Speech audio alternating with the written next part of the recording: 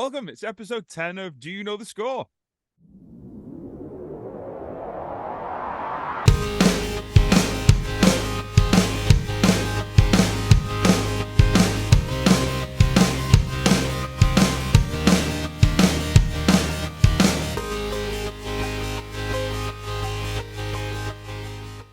I'm Jordan. And I'm Gavin. And we're back yet again, the both of us, for another weekend wrap-up of all good things that's happened in the Premier League. Have you had a good weekend with football, Gavin? Yeah, it's been a busy one, of course. Started early doors. Let's tell you what, let's talk about that straight away, shall we? He's off already. Go on, then. Yeah, go on, then. I can understand why sometimes certain games get given an early kickoff. And it's an easy talking point. Next international break, obviously, it's going to be City against Liverpool. Fairly big game. And with the history of certain members of our fan bases being absolute morons, we can't be trusted, rightly so, to have an evening kickoff where there's alcohol involved. So we don't get the late kickoff on that Saturday. We can't have Sunday, clearly, because you guys are going to have Champions League midweek. So it's not fair to have it on Sunday. They don't want to have it at the 3 o'clock kickoff because of TV. So therefore, we're early kickoff. I understand. It's unfortunate, but I understand that we're going to get the early kickoff. However, then why schedule Liverpool on virtually what seems like every 12:30 kickoff after an international break? Yeah, the proof's in the pudding. Like, it's fact. This isn't one of those like, internet banter things where everyone says Liverpool complain about everything and all that nonsense. This is like brass facts. Like, it seems like every 12:30 after international break, chuck Liverpool in. It's fine. I mean, in some way, like for this, obviously for television over here, not over there for you, but television over here for us, 12:30. That's prime time. TNT Sports, they obviously want you because of the ratings and all that sort of stuff. So that's a bonus thing. But yeah, there are plenty of other ratings grabbing teams that you could probably chuck at 12:30. There's Voldemort, there's the City, there's Arsenal, there's Chelsea, there's all these teams that have got decent fan bases that will watch those games. So yeah, why do you think it is? I honestly don't know. I don't think it's done on purpose. I think it's just chance. It's just bad luck. However, when I think I saw a stat where we'd had 14 of them since Klopp's been in charge, and the next closest team was had 6. So it's more than double the next. But I mean, it is what it is. Part of the issue is because we've got so many South American, traveling players for internationals, it becomes difficult to get them back.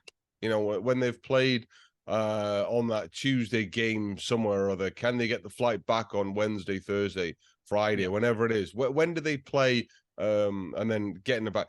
I think Klopp saying that we managed to get all those South Americans back earlier this time than we have previously, which gives us a bit more gap. But when you get players that arrive home on the Friday, there's going to be jet lag, and then we're going to be on the bus and we're off on Saturday. Thankfully, we didn't have to travel very far. We were at home this time.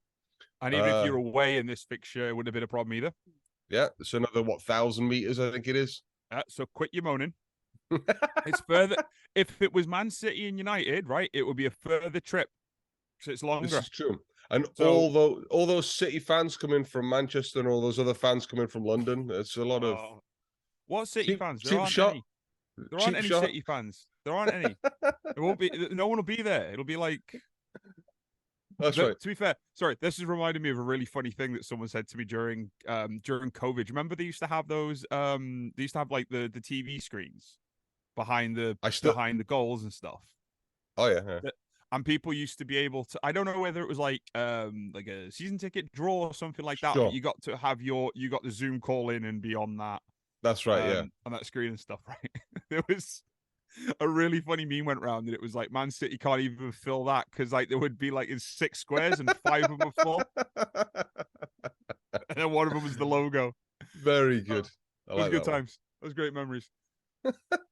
Bring it back. So, Yeah. so yeah, the early kickoff, right? It has been a bit of a hindrance to us in the past. Thankfully, though, this week it didn't seem to affect us. I thought we played very well. So I'm just going to dive straight into the Liverpool Everton game, if you don't mind. There's a lot of talking points. Dive in. First one I want to prioritize, right, is I think Everton are really good defensively. I've said this earlier in the season, but wow. The first was at 34 minutes, I think it was, when they had all the guys on the pitch. They were playing really well, really organized, so difficult to break down. Sean Dyche has got them playing very, very solid at the back, and Pickford had is a great goalkeeper. He's chopsy. He annoys me at times, but he's a really good goalkeeper. So yeah, I thought they were really, really good. Let's dive straight into the second talking point for me, and that's the second yellow, or not the second yellow, but the yellow cards leading to the dismissal. I vehemently disagree that with the outcome. I don't think Ashley Young should have been sent off. That was terrible. The first booking shouldn't have been a booking. I prefer to look at them, and I think I don't want to say for sure that it's what it used to be called, but it should be a caution. A yellow card is a caution, right? A red card is reckless, you're sent off, right? A yellow card is a caution. You got close, but I'm going to caution you so you calm down. We've seemed to morph into it being a disciplinary thing for the referees to stamp their authority. That, I'm going to give you a yellow card, I'm going to book you. Because it takes away from what a caution actually is. Caution should be, hey, hang about. Whereas a booking is, I'm taking your name. It's a different flavor.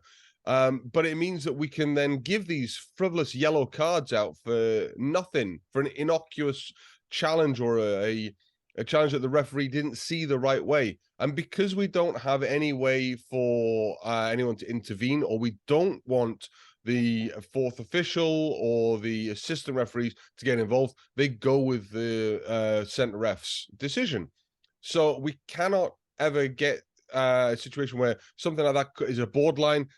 Just talk about that one. What did you actually see? You sometimes see it where the centre ref goes to the assistant to have a chat about something. It's fairly big for them to do that, so we're not going to do that on these smaller things. But it's annoying then when a player such as Ashley Young, who up to that point was playing fantastically well for them, now they're getting unfairly hindered by the referee messing up and double booking someone for or double cautioning someone, giving a red card when it wasn't deserved. The second one, maybe a little reckless.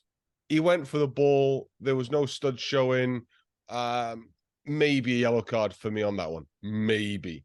But the first one, definitely not. And that turned the game a little bit, because although Everton were solid defensively, they had a little bit more about them going forward. As soon as they had the man sent off and they were playing even more compact, it was more difficult for them to break out. And they could tell when they did break out and left that space that we were very quick on the transition. Luis Diaz was lightning quick with that.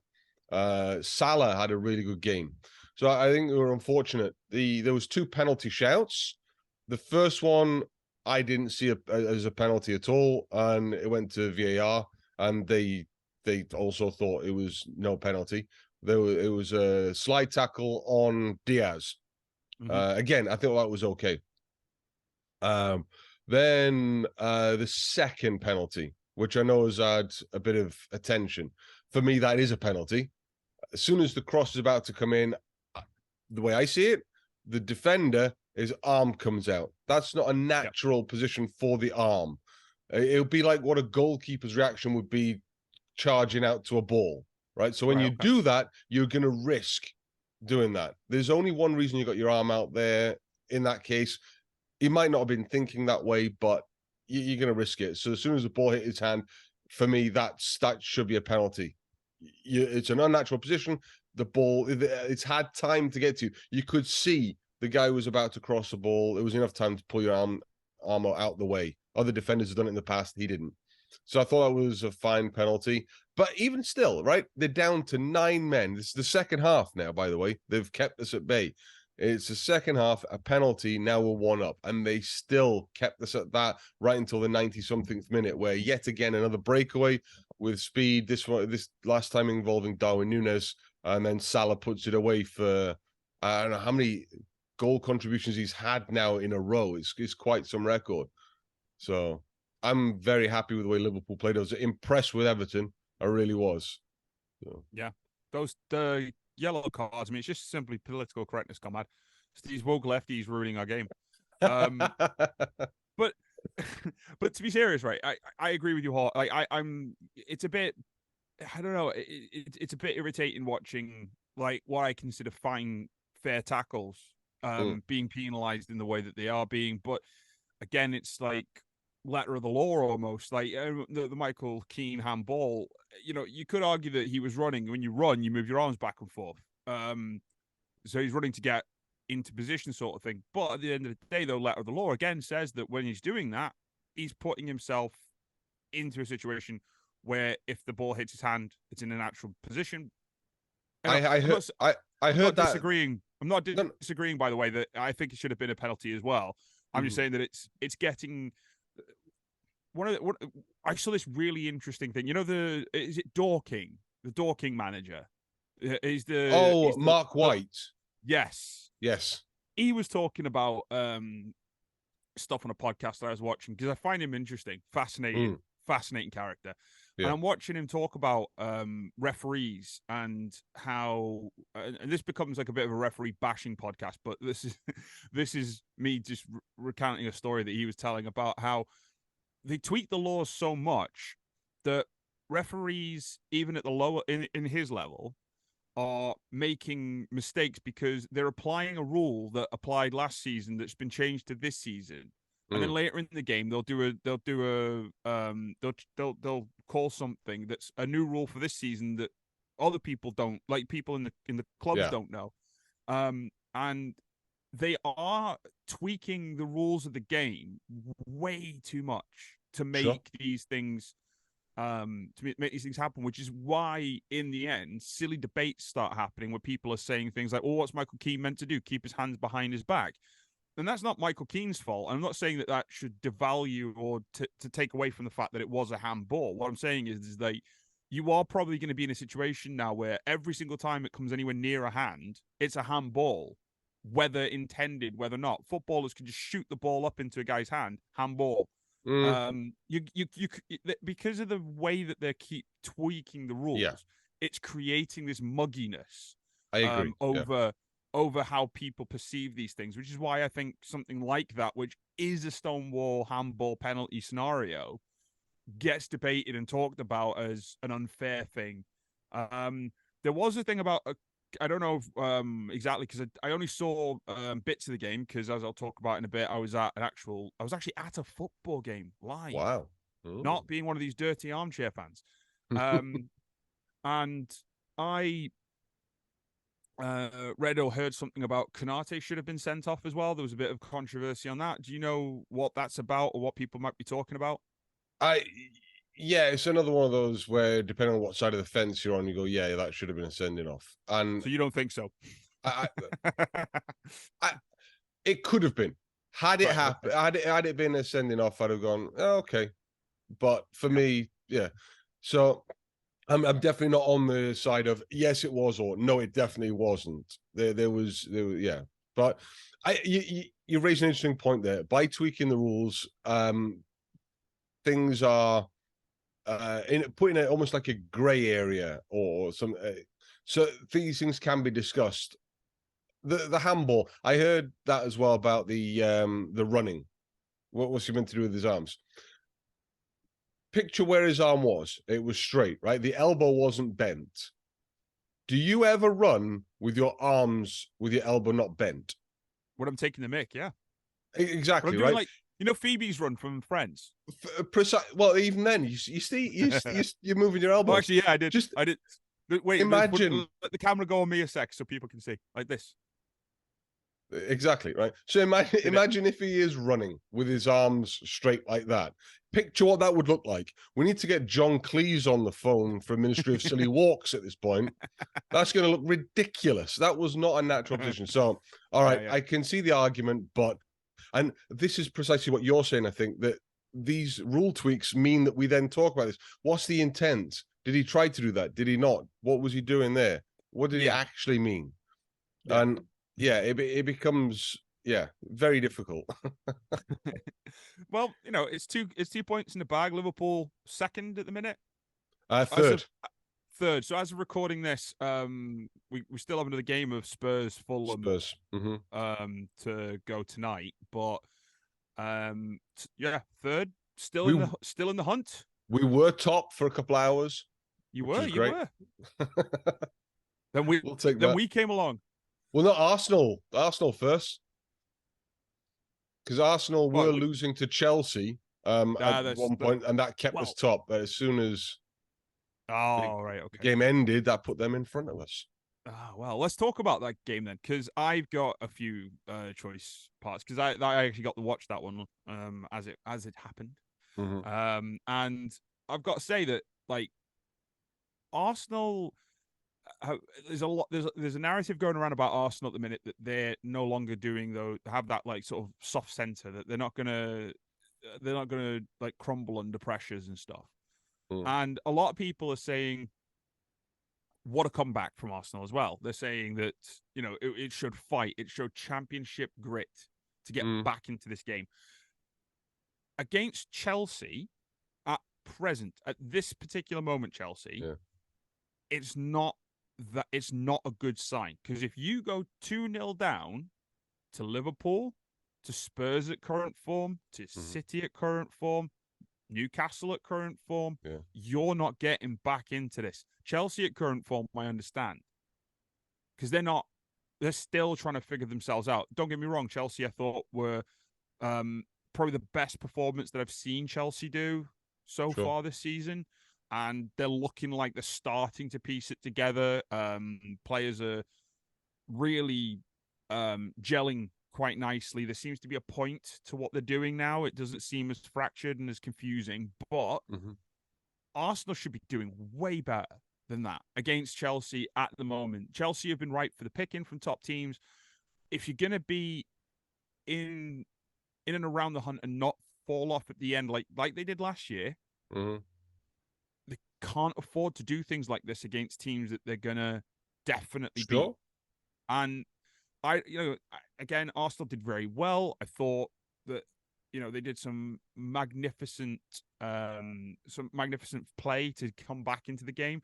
Raya for the second goal by Mudryk, my God, like that. You know what I mean? That they've got those little like brain lapses, those little mind farts that are going on at the minute that. I don't know. I just don't see it. I don't see those little kinks are out of the armor yet. I hear what you're saying. As supporters of teams that have won titles recently, we know that the mark of a champion is playing badly and still getting something out of it. I'm not for a minute saying that Arsenal played badly, not at all. But they are undefeated so far. They found a way, 2-0 down, no matter who you're against. Yeah, against a better team than Chelsea, they probably struggled, but you only play the team in front of you. They managed to get something out of that, even getting themselves in a mess of 2-0 down. You mentioned that second goal with Mudryk. That was a calamity, because Mudryk wasn't even looking at the goal. If you take the goal out of it and just see where, I think it was Sterling he was trying to pass to, where Sterling is stood, that is a dreadful cross. That's nowhere near him. And then obviously the positioning of the goalkeeper, and to let that go over your head, it was that was not pretty to watch. Arsenal still got points. They got a point. They kept that undefeated streak. But they can finish undefeated and not win if they keep doing stuff like this. Yeah. Great. Well done, you. Yeah. You can have a gold runners up medal. Gold. We'll gold see. Premier League trophy they boast over. You can have a gold little second place medal for drawing games against teams like Chelsea. Don't get me wrong. I'm sure if an Arsenal fan saw this and was just like, "We beat you," but I Marathon, don't know. not a sprint, son. Yeah, but they're tied for first at the moment. They're doing really, really well. They've not lost. City have lost. They've not lost Twice? yet. You've lost Almost, twice, yeah. I'm still better than them. We'll see by the end of the season. But yeah, I think Chelsea did look better, to be fair. Yeah, we're talking about Chelsea right now, but there's improvements there. It's taking them a while. What are we now? 9 games in? So that's a long time to try and make up ground. But they look pretty decent. They do. And I think that in like next season for sure, they're gonna be contenders, I think. I genuinely think they're gonna be contenders. They're starting to get, like I said, they're starting to get the recipe right. A team that definitely have the recipe right at the minute though is Newcastle. Oh God, yeah. My days, are they looking like a team? Like beating PSG has galvanized this club. Galvanized them. My days. Like I know it's Crystal Palace, but again, they're not an easy walkover team. You know, they can do bits when they want to. Yeah. They've beaten top teams. They're not an easy team to break down. Newcastle, they're just getting these like mega performances out, and if they can maintain the consistency of this, they're going to be title challengers in a season or so, right? And not through spending tons of cash, having players gambling lots of cash. That might be a problem for them. Quick chat on that one. So like Tonali and I can't remember who the player is. I think he's a Villa player. Have both been linked to this Italian betting scandal thing. Yeah. Word on the street, I'm not a journalist, I don't know, but word on the street is that apparently AC Milan knew of this coming in. And someone pointed to a interview with Eddie Howe at the beginning of the season when they signed Tonali, and they were like, we were surprised that we got him for so cheap. 50 million, we thought maybe there's a reason. Yeah, and now it seems like there's a reason why. But yeah, at the minute, Tonali's still eligible to play even whilst under investigation because obviously nothing has been settled or done yet with this. But yeah, that's not something though that I think is necessarily going to derail Newcastle because as a unit, they're playing lovely football. You take parts out, you put parts in. They seem to have all the cogs working as well. Everything's well oiled in the machinery in that club at the minute, and they're getting better and better as they go on. Like I said, the Champions League game against PSG it's just literally changed the mentality of that club. They look like Liverpool from 2 or 3 years ago in that, like, they just feel like this sort of like arrogance and like not arrogance, confidence exudes from them. Where they look like you're just not gonna beat us today. They have that look about them. That aura just comes, and it even seeps through a telly. Watching extended highlights on the telly, you can see in that half an hour extended highlights even that this confidence is there in that club. And they're just Eddie Howe, man. I've said it for a while. Eddie Howe is a tremendous, tremendous manager. And I know a lot of question marks, and there was a lot of skepticism about him taking on a project like this because of where he'd managed before and stuff. But my days, is he showing any doubters that it's just nonsense to doubt him. He's assembled players that like to play together, that play well together. They gel well, and even players that were fringe players before, he's brought them through, and he's giving them chances, and they're paying him back. So it's really good to see, and I love seeing Longstaff scoring again. Yeah. But what were they 3-0 up by half time? They got the job done, and then coasted for the second half. So, but again though, they still scored in the second half as well. They still were hungry for goals. They still wanted to improve and do better. And that's, like I said, that's a telling sign for... Well, I mean, they're sixth in the table right now. I'm just looking at the table, and they've got 6 with 16 points.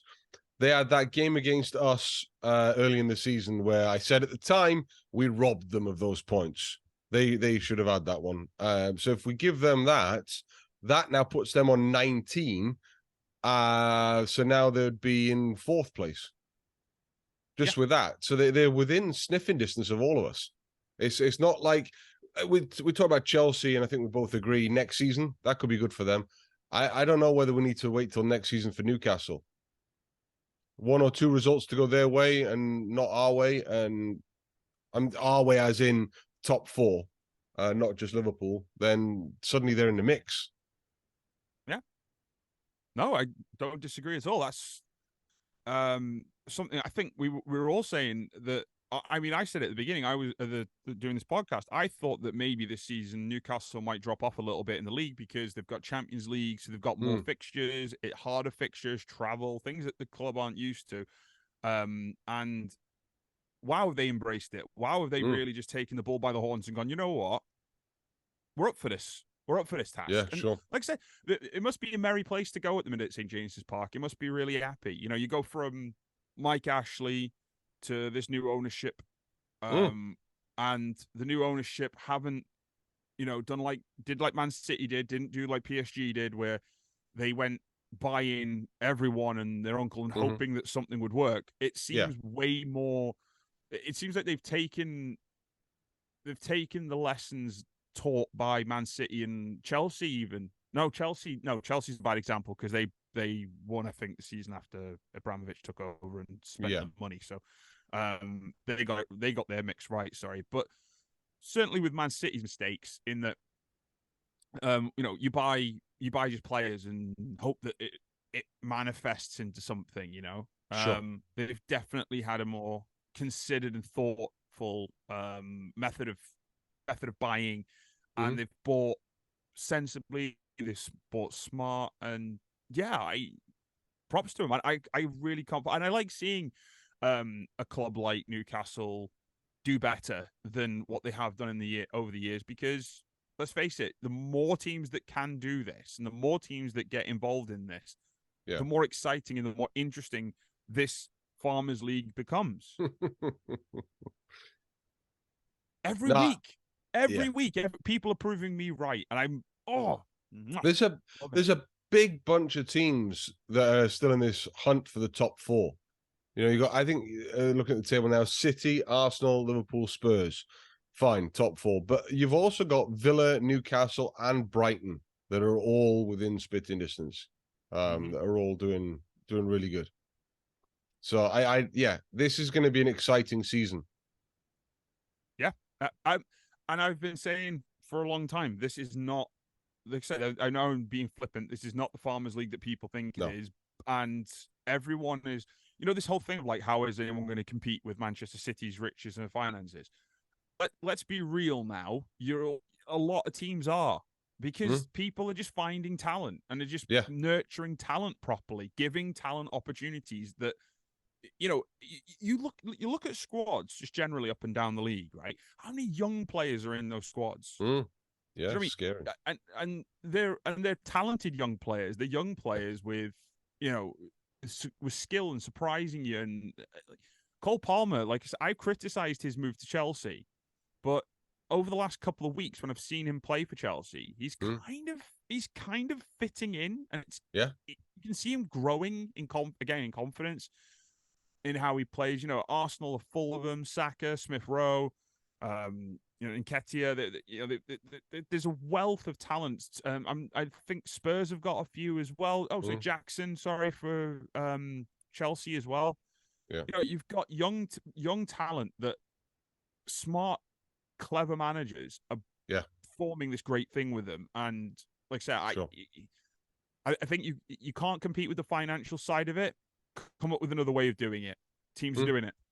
And the funny thing is, coaches, that's a very good point.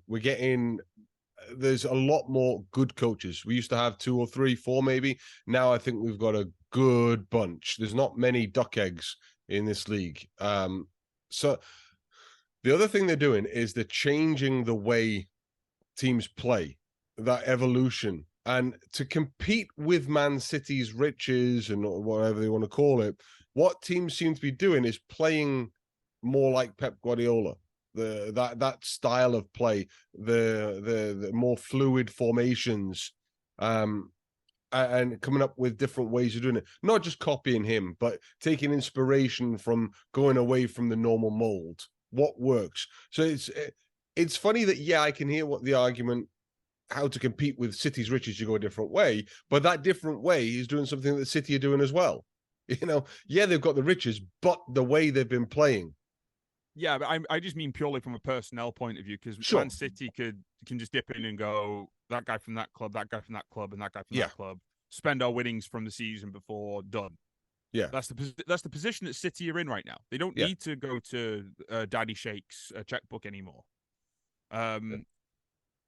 Which again is like an unfortunate thing for everyone else, is that the foundation is now built where Man City have finances coming in from actually winning things. Yeah.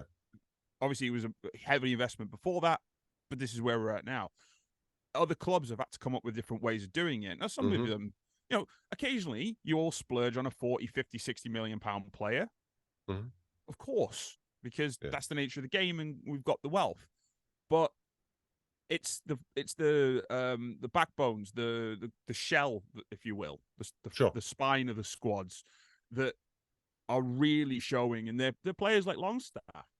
They're players like Nketiah, they're players like Saka, that are taking these opportunities with both hands and just going, it's mine. I'm going for this. And they cause problems when you play Man City. They cause problems. It's not a clear-cut, dry thing anymore. And all the better for it, really. Because it makes it interesting. I said jokingly that I don't really care about this season. I'm starting to care now because there's a lot of competition in it, but that's a great thing. It makes it interesting for everyone, even the team that everyone just goes, they're just going to win.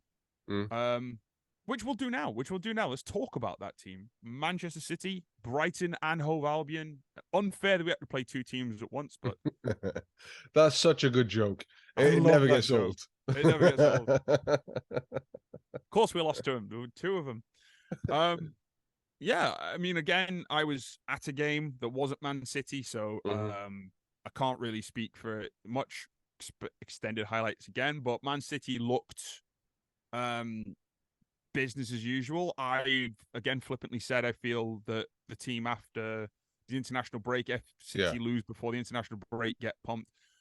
Brighton and Hove Albion certainly were not in the mood for that. But Haaland looked great, scored from outside the box, tapping Merchant as he is. Well, dude, look, how big that guy is outside of the box is still inside the box for most other people. That's how close he is still to the goal when he's that big. Like Suarez's teeth were always offside, right? But Julian Alvarez showing again what great player he is. Well, that was it.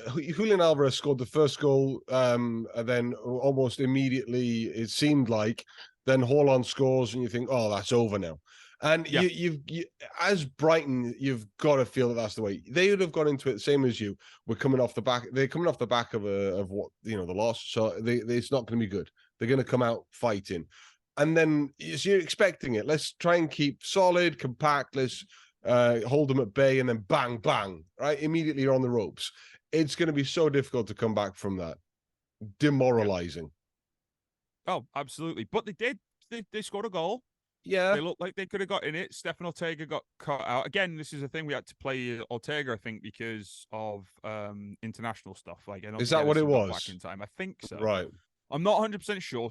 Feel free to correct me on that. But Ortega, I thought, had a good game. But it was a solid win. It got us back to winning ways, which is what we've needed.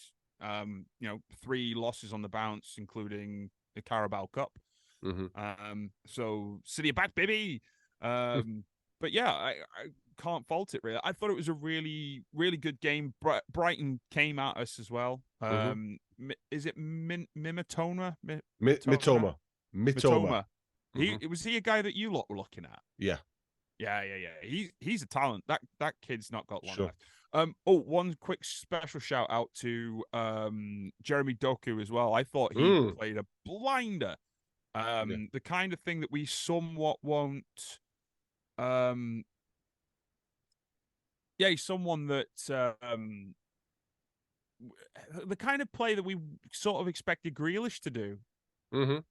Do you get what I mean? Like I when see Grealish it. comes in, they sort of that was the kind of thing he was doing at Villa before he Sure. came to us, and now Doku's come in and Pep's gone. Oh no, don't do this thing that we're insisting Jack and all the other wingers do. Hmm. Do the thing where you take on people and go. And I'm like, but he does it so well. The kid's really come into the Premier League and gone because he's gotten to take over from Grealish because of an injury, Sure. and he's showing the confidence and stuff. Another young kid. Don't think we've paid much for him either. Um, so yeah, great. And final thing about it, the Akanji sending off, Mm. stupid. Didn't even have to break up the counter attack. I don't think. Mm. Probably didn't need to drag him down, but You put yourself at risk when you do that, though, don't you? yeah, But I mean, that's an issue across all levels. In that situation, what do you do?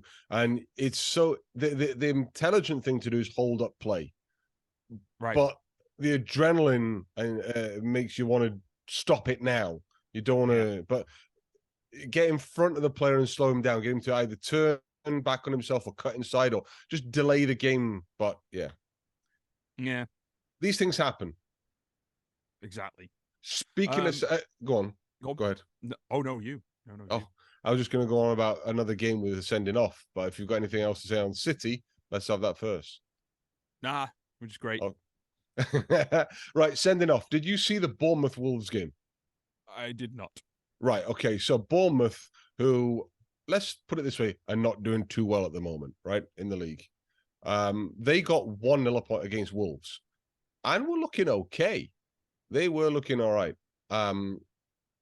I enjoyed watching that game. That one was a good one.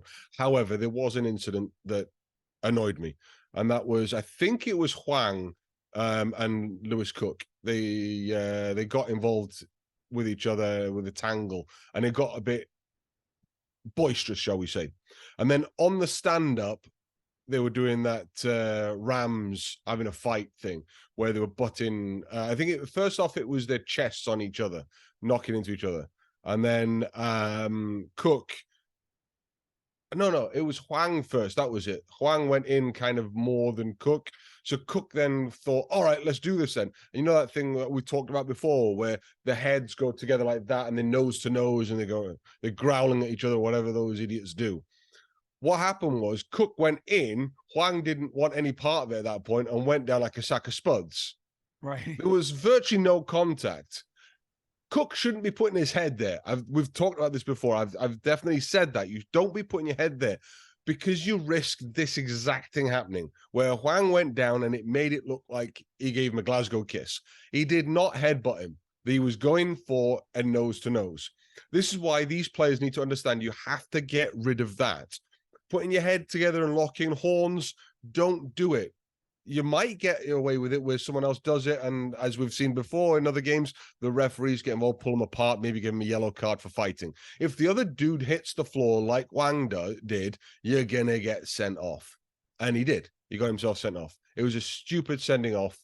I wouldn't necessarily say that was the catalyst for them ending up losing the game, because Wolves did come back. Neto had another good game there was two Netos. Neto in goal for Bournemouth and Neto on the field for Wolves. So I think he had a good game. He had a good game against us as well earlier in the season. But yeah, that I just wanted to put that one on record again. This is what I'm talking about. Do not lock heads. You risk the other guy going down and you're not going to get a yellow card. You're going to get a red. That's what happened. Stupid red card. Final thing to talk about, I think, for the weekend, though. We're not going to talk about them. We're not going to talk about their game. Okay. But I want to talk about a player who seems to be coming out of his shell, Scott McTominay. Yeah. So there you go. Had a good game or two for Voldemort right before the international break. Mm-hmm.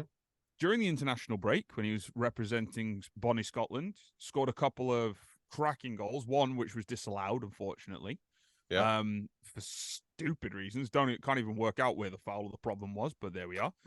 And again, I mean, I know he created an own goal situation for it was his hand. He accidentally handled the ball, which gave Sheffield United a penalty in their game, but he scored again. He's Mhm. looking like he's starting to look like the player that Manchester United was saying. Sorry, I said their name, but I can't keep saying Voldemort. Because we shouldn't mention his name either. Manchester United, like it's kind of like the player that Yeah. he was touted as being. Yeah. I agree.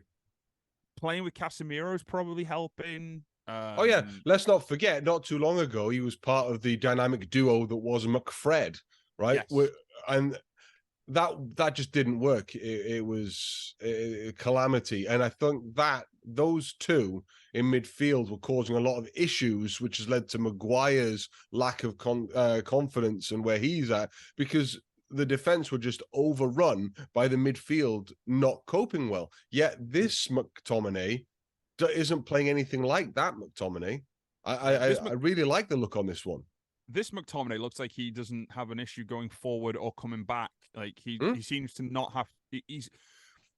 I used to say it about Paul Pogba. Paul Pogba, when he played for Juventus, looked like a world beater because he had top players around him. Pirlo was one of them. Can't remember who the other central mid he used to play with, but again, it was another Italian legend essentially, and it gave him the freedom of movement, and he didn't have as much to think about other than what I'm doing and what the game's going, because I've got these reliable things on either side of me, so I can do me. Yeah. Fred McTominay neither knew whether they were coming or going. That again, like I said, it put pressure on the back four. That put pressure on the goalkeeper. Yeah. And it was like this filter that went all the way through the squad. Sure. Now that they've got Casemiro in there, who is more of a solid figure than Fred, he's getting a bit more freedom of movement. He doesn't have to worry as much. And because of that, he's getting into positions where, and because of the way he gets played with Scotland, he's a bit more further up as well. Yeah. He's starting to gain the confidence. This is the confidence podcast. It does seem that way, doesn't it? Podcast. I always pick a word and then beat that word into the ground during these. I'm watching them back on one of the views, by the way. Like and subscribe. There you go. But I always do this. I pick a word and just drag it into the ground. But there we go. But it's true. It's a confidence thing with him, and he's starting to prove more of the player that I think Manchester United thought they had. Yeah. At the beginning. Yeah. But we're not complimenting them anymore. Your stadium's got holes in it. Well, so. What you've just talked about then is the player, right? We're not talking about the team, which is fair, because let's put it another way. The way McTominay is impressing is within the rest of that, which I think puts a little bit more of a light on him. I see probably even more impressive that he can do it with all what else is going around him. Yeah. That's good. Especially when the Glazers stop you from playing properly because they're not good ones. Makes it difficult to play on the pitch. They've got to sell. They've got to sell. They've got to. Jim Ratcliffe's going to solve it all. Those forwards are not going to track back until the Glazers sell. They've been saying it. We've been saying it. Ten Hag's saying it. Solskjaer's been saying it. Anyway, come on. Oh, focus. Let's behave. We got to stop doing this. Got to stop doing this. This is by the way, if anyone's ever interested in our private lives, this is what our chat is pretty much on Facebook every day. Yeah. So just with memes instead. Yeah. There's a lot of good memes. Cool. So since it's the Halloween season, I want to play a game. Okay. All right. So you've obviously you didn't necessarily do what I did, where I sort of dipped in and out of football. So my deep history knowledge isn't as good as yours. Oh, okay. So I wanted to play a fun little game, and it is called. Let me get the old Samsung. We're not sponsored by Samsung, but if they want to, they can. Other phone companies are available. I'm going to read you some names of some teams. Okay. Right? These are their original names before the names that we know them as today. They're 5 of them, and they're all Premier League clubs. Current Premier League clubs. Okay. They're all current Premier League clubs. And these are their original names, okay? But you're supposed, and I want you to tell me the very degrees of difficulty, I think. Right. But I want you to tell me who you think the team is, all right? Okay. I'll try. Dial Square FC. Dial Square FC. Yep. This is going to have to be a guess. Go on. Dial Square FC. I honestly don't know. Spurs. No. Close, though. Arsenal. Ah. It sounded like a London a London name. Newton Heath, Lancashire Youth Rugby FC. That's United, isn't it? That is Manchester United. Yeah. Thames Ironworks FC. Newcastle. Nope. Oh. You focused on the wrong part of the name. All right. Thames Ironworks FC. Ironworks, or what were you? You focused on Thames, which is where you got to Newcastle. Yeah. Well, sort of. Ironworks. Ironworks, yeah, but Ironworks fits with a team. Sheffield United. Nope. Do you want to know? Go on then. West Ham United. Okay. Come on, you Irons. Ironworks. I guess. Okay. There we go. Everton Athletic FC. Liverpool. Okay, and the final one, St. Domingos FC. St. Domingos. I have heard this one. Oh, St. Domingos. It's a better name than what they're called. Oh. Why is this not coming to me? I'm looking through I'm scrolling through them because I thought I knew this one. No, it's not coming to me. Everton. Is it really? It's Everton, yeah. So Everton. So how did I not know that one? So you guys went from Everton Athletic to Liverpool, and they went from Domingos to Everton. Well, do you know that our ground Anfield is Everton? It was given to us from Everton football team. So at the time we didn't have a ground, so they gave it to us. Obviously, we weren't at the same level. We were kind of very much the little brother at that point, and they said, "Here you go. Here's some ground." So I don't think I did. What did I get? 2 out of 5. 2 out of 5. Right. I don't think that's particularly bad, to be honest, considering because like 2 of them for sure that you didn't get right. They're difficult because they don't really relate. Yeah. But I knew the United. I knew the Liverpool one. Those I didn't have to think about those. Well Good done. game. Good game. And I believe this is now going to be part of our new segment, Jordan Challenges Gavin. Oh, fantastic. Love it. So I'm going to come up with new ones of these every week, I think, because that was fun. And I thought a nice brief moment from what we normally do. Oh, speaking of things going away from what we normally do, you went to an actual game live, right? I did. There we go. I did. League 2 football, Stockport County versus Grimsby Town. I live just up the road from Stockport County's ground. I do attend games there every now and then. Have done since they were in Conference League North. I think the league, the division's called. That's below the conference. Vanarama. Sorry, the Vanarama League. Gotta say, like over the years, I've seen the football at Stockport County develop quite considerably. It's gone from kind of kick it long and hope for the best football into last year. David Chandler, who's their manager, created a real sort of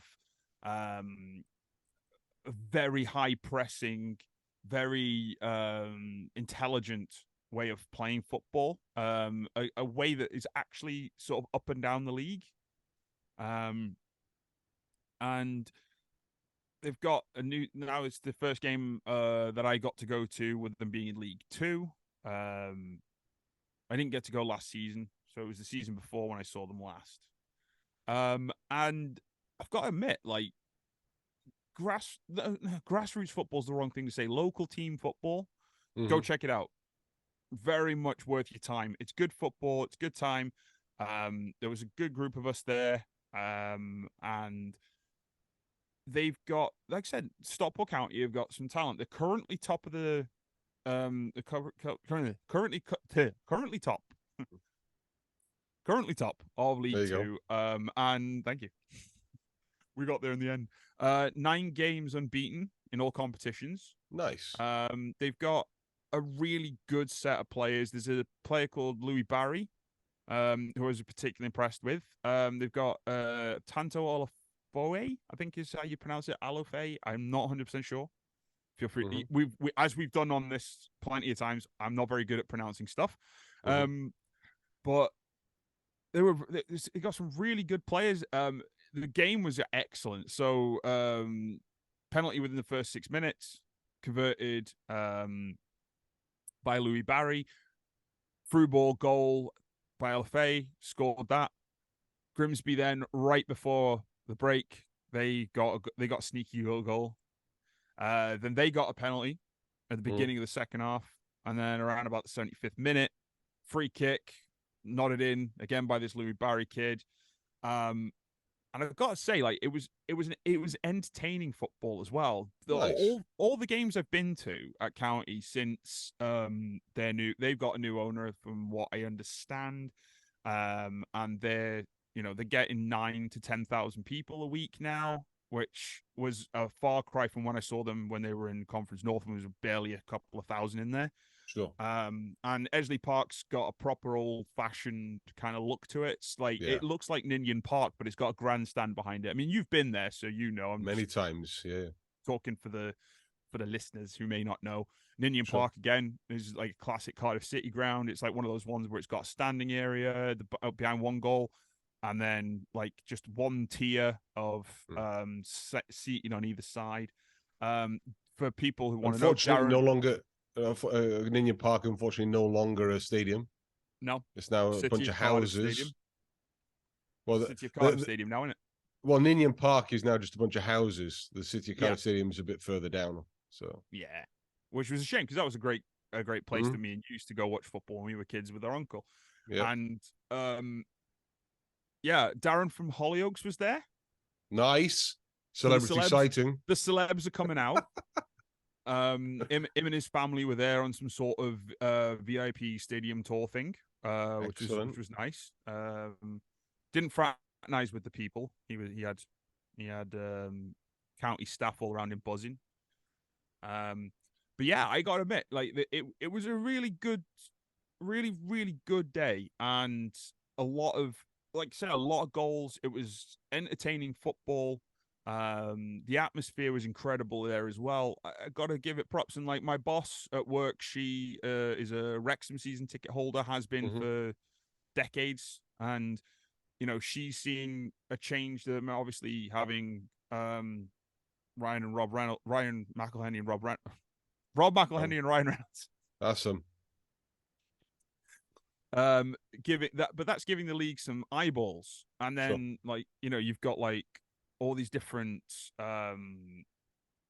documentaries and all these things doing about it. That's great. It's really good, and I am starting to recommend to people just go to your nearby club and just check the games out.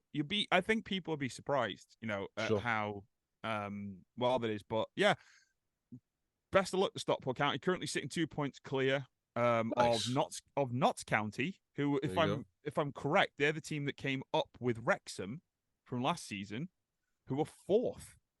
Wow. So your top 4 at the minute is Stockport, then it's Notts County, then it's Crewe, then it's Wrexham. Fantastic. And there's only 5 points between them all. And what's the promotion? Is it top 3 go up, or is it top 1 go up in playoffs? So how does it work?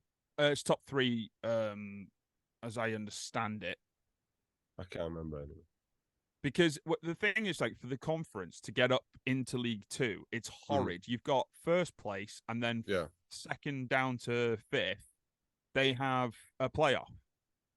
So getting out of that league's a nightmare. So 2 up, 2 down, and then like I said, I think it's just top 3, or maybe it's your top 2, and then there's a playoff between 3 and 6. I'm not 100% sure. But at the minute, County are good. Their points they've played 14. Their goal difference is 13, and they've got 29 points. Notts County are second, played 14. Their goal difference is 4. 27 points. Wow. So there's, you know what I mean? There's some Mm. dynamicism going on in that league, and yeah, I like props it. to him. It's good. Nice. It's good. Speaking of different leagues and also of silly playoffs, for those of you that don't know, the MLS, the Major League Soccer I knew you were going to bring that up. There you go. We've just finished our regular season. The way it works over here is the country is split sort of in half, West Coast and East. Well, not coast, but West side and East side, and they both have 2 conferences. And then first through 9th in both sides go through to this playoff system, where 8th and 9th have their own knockout match, where the winner then goes through into the first round proper, where it's first versus 8th, 2nd, 7th, and so on and so forth. This season they've brought in something new. I'm waiting to see it play out first before I cast any real judgment. But the way it works now is that the first round, like I said, first, 8th, whatever. Now, instead of like it was before, where it's a game and whoever finished higher in the league has home field advantage, we now have a best of 3. So you're going to play the team 3 times. The top ranked team will play at home first, then it'll be an away game, then it'll be in a home game. So the bottom ranked team will be away, home, away. So you'll definitely get 3 games. There's no extra time. It's straight to penalties. If there's a draw, it goes straight to penalties in every game. So you're definitely going to get either basically 9 points or 6 points or 3 points for it. It's either a winner or loss for each of them. So I'm not entirely sure how the points is going to work with. It's just going to be those with 2 wins go through, I guess. Then from the next round on, then it goes back to normal. I say normal. the back to a 1 game where it's home field advantage to the team that finished higher in the league, and then extra time and penalties to go on until you win your conference. And then the MLS final is going to be the winner of each conference against each other. I support Orlando City. We finished the league after this weekend in 2nd place. So we're very, very strong with momentum as well. We've got a guy called Duncan Maguire, who's been on fire for us recently. An actual good Maguire. Their defense is terrified. Well, they are of this one. But no, we had some. There is a defense. Some defenses are terrified of Harry Maguire as well. It's just it's his own. No. Let's be fair to him. He's played okay when he has confidence and when he's played the right way. So I'm just teasing. I'm not a Maguire booer. I'm a Gareth Southgate booer for playing Maguire when he's not on form and he's not been playing. That's it. But that's a different story for a different podcast. We don't talk internationals. This Maguire is fantastic, and he's been doing really well. We've got the chemistry right in our team, in my opinion, this season. Past couple of seasons, we've had the normal MLS megastar player come in, or players that we then rely on. Like what megastars come over to the MLS? I know, right? And get their team from up 1 position and then fail the playoffs. No. Well, no, they didn't even get in the playoffs. So Ballon d'Or winning. Don't get me started on that. But Ballon d'Or winning. They went from 14th to 15th. all that investment, and yeah. Anyway, and they had Busquets and Alep. Sorry.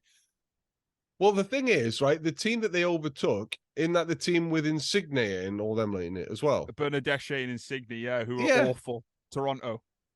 Who you beat? Who were the team you beat to? We beat them to then. Where you were. There we are.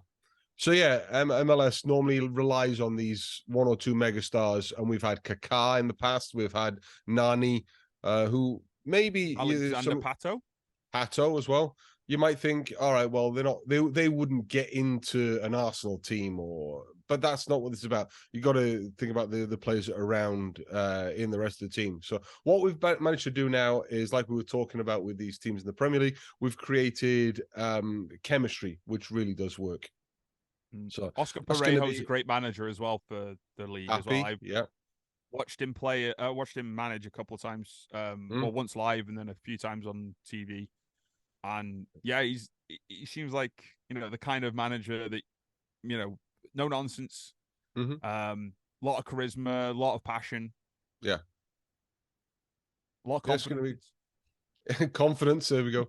No, it's going to be. Hopefully, it's going to be good playoffs again. We normally have pretty good luck in knockout competition. So, and I think this guarantees us Champions League for next year as well. So we're in the CONCACAF Champions League again. See, because you've got to clarify what type of Champions League, Gavin. Oh yeah, because of course, when you just say Champions League, everyone thinks of just the one version of it. I was like, what? They're going to come over to Europe? What? Well, the Champions League. Yeah, exactly. No, but that's awesome news. Yeah, that's going to be good. So just one last thing from me then, to sign off this whole podcast, is talking about another American team. I've kind of made it a bit of a feature to talk about the team I coach. I'm the assistant coach for Atletico Orlando, and we're in basically the third tier of the pyramid over here. We've had a pretty rough couple of games. We lost the last two games, 2-1 and 3-1, after going on a tremendous run and just blasting away all competition and being top of the table by clear points. But the last game we lost was against Nona, who are now top of the league after beating us. And then they had another game in between. So they leapfrogged us. However, we had another game last night, and we did not want to lose 3 in a row. That's not what we're about. So we had a good couple of training sessions running up to last night's game, and yeah, we had a great game. The players really came together. A couple of players stood out. Little Justin, who played left back initially, and the left back, it was Justin. Rio was on the left wing, and Dudu, our Brazilian midfielder, was playing kind of in the left of midfield. And the three of them were linking up very, very well and very, very dangerous. And we had Yarel was playing a striker. He normally plays as winger. We had him as a striker for this one, just playing things a little different. And yeah, it worked well for us. The first goal was a great run by Justin, who had been playing out left and going out wide all the time. For this one, he just cut inside instead, which messed up their midfielders. They didn't know how to cope with that because they were expecting to. They wrong-footed him, and he went into the space. Rio went wide, which took one of the defenders out, which gave space to Yarel, and it was a great handoff from Justin to Yarel to his feet, who dribbled out wide left. Now, Yarel's a right footer, so I think the goalkeeper was waiting for him to blast it on his left foot or something, not knowing that he's a right footer, and he just sneakily pokes it with his right foot and wrong foots the goalkeeper, and it was a great goal to set us on our way. The referee, as you can imagine, were awful. They're not just bad at the top level, they can be absolutely diabolical. This dude was not in shape. He couldn't run, he couldn't keep up the centre ref.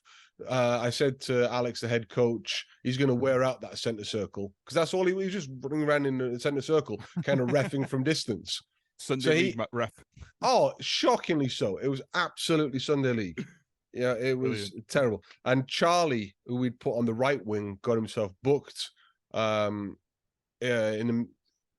the end, about the 30th minute or something of the first half. So we decided we were going to sub him off at half time and make some other changes. And then a cross came in, and like I said, Charlie was on the right wing. He came into the far post from the right, and he wasn't going to get there in time. And he knew that, and he just put his hand out and hit the ball into the net. He wasn't going to get away with it, but he just did it. And the other team were then screaming for a yellow card for deliberate handball. And we knew that because of the way the refs are, as soon as and we were away from home, so the fans were all shouting as well. The ref's going to be under a lot of pressure to do something, so we didn't want to risk a sending off. So Alex looked at me, I immediately gave the card in, and with like 2 minutes to go of the half, we subbed him off to avoid him getting sent off. Second half, we made a few changes, and they couldn't cope with the confidence. There we go. We'll use it again here. The momentum and the confidence the team had, that, yeah, we're not having to... a bit of a habit of going a goal down and having to fight back. This one, we were in charge from the start. And yeah, it was the second goal was Thiago. We brought him on at halftime. Not that one. Not No, that Thiago. no, Right. no. This is a different Thiago. Okay. So yeah, Thiago got the ball just in the box and swiped at it and missed it, and you could tell he was frustrated that he kind of miskicked the ball. And as soon as it bounced back to his feet, he just blasted it and it went in the top bins, and no one was saving that. It was an incredible goal. And then the final goal, it was the 80th minute, and we 2-0 up, wrapping up the game, and we've got this guy Felipe, who has been injured for a long time. He's back. We don't want to play him all the time. He hasn't got the physicality yet back. You know, his conditioning isn't back yet to do more than a sub appearance. But wow, what an impact sub! We call him the tank because he's huge, just really built, muscular guy. So I'm one of my jobs as assistant manager or assistant coach, I say, is to give the sub cards and take the sub over to put him on to the fourth official. And when I walked over with Felipe to put him on, I said to him, right, no nonsense. We're 2-0 up. If you see your opportunity, go for it. Other than that, just play sensibly, play smart, keep the ball. Let's see the game out. And he said, I've got one goal. And he normally calls it how many goals he's going to score. He said, I've got one goal in me. I said, you're only going to call one in this one. He said, well, look at the time, and I haven't got the legs for any more. I'll give you one. And then it must have been 4 minutes later. He goes and blasts one in. Goalkeeper couldn't keep it out, and in it goes. Fantastic 3-0 win. We're now joint top. I think we're second on goal difference. Right.